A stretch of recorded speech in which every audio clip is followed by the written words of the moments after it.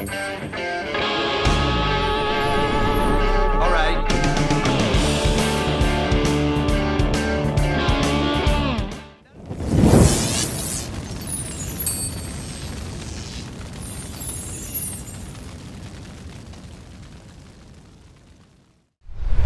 Well, the material on Bad to the Bone, I felt really good. I thought it was really good. And we got to do, when we played with the open for the Rolling Stones, the first show, Mike Kappas was, he was at all the shows. He came to be at all the shows. And he comes to me and he goes, Charlie wants to meet you. I formulated my whole approach of how to play drums listening to Charlie Watts. So that was a big deal for me, right? And Charlie's just as humble as probably the humblest human being there ever was. So, but he goes, "Hey, do you think I might meet George?" You know, I say, "Yeah, come on."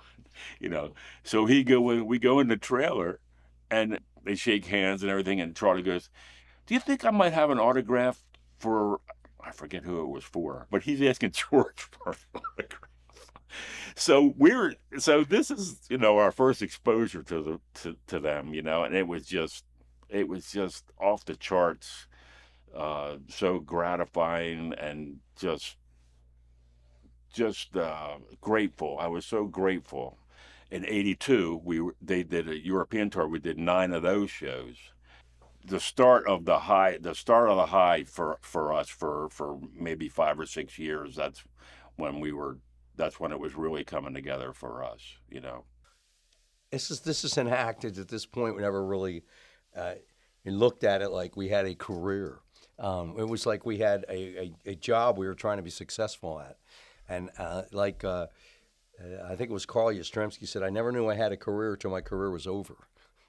Because you're so hard at, pumping it. So at that point, we weren't doing too poorly. We had just come off of playing some fantastic live engagements with the Rolling Stones and Hart, Jay Giles, Joe Jackson, people like that. We were on a crest, so to speak. And during that Rolling Stones time, Jeff Simon upstairs, our drummer, became acquainted with Ian Stewart, and they struck up a friendship. And after a while, Ian sat in and played with us when we played with the Stones live. And he kind of sheepishly asked, "Well, when's George making another record? I'd like to play on it." And we said, "Yeah, sure." And he played on that song, Bad to the Bone.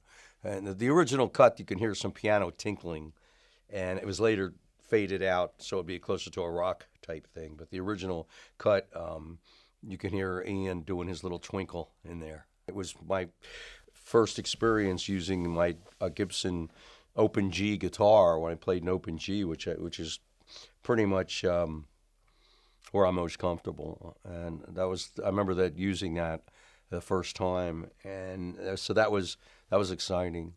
But in a way, I was looking for something, and Ian Stewart and a couple other cats in the band were looking at it, just another really groovy blues song, which I said, there's enough groovy blues songs. What we need is a good rock song.